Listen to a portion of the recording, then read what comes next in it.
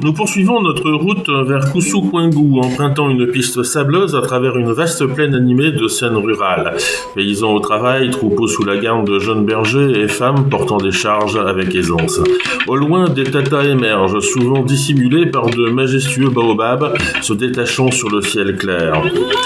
Après plusieurs kilomètres, un panneau indique la direction de la Tata Robert, la piste devenant plus étroite. Nous continuons à pied, guidés par un jeune garçon local.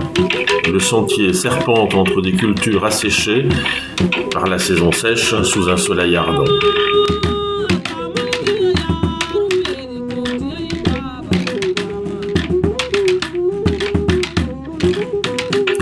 À notre arrivée, les habitants nous accueillent chaleureusement. La Tata Robert se distingue par son architecture traditionnelle des tatas béninoises, reflétant des croyances profondément enracinées.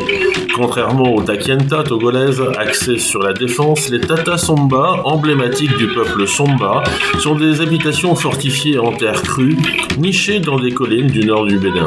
Ces structures à 2 étages servent de résidence de fortification, offrant un aperçu de la vie sociale et culturelle des somba.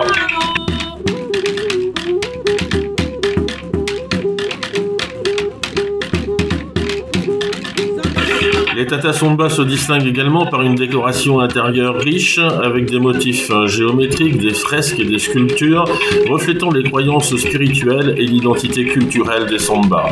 Ces ornements racontent des histoires et transmettent des valeurs traditionnelles de génération en génération.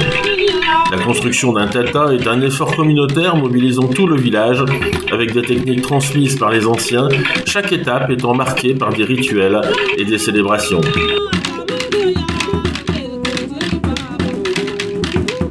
La culture animiste se manifeste partout dans la Tata. Des autels en terre dédiés aux divinités protectrices sont placés stratégiquement, recevant des offrandes sous forme de calebasses remplies de nourriture ou de libations de boissons locales.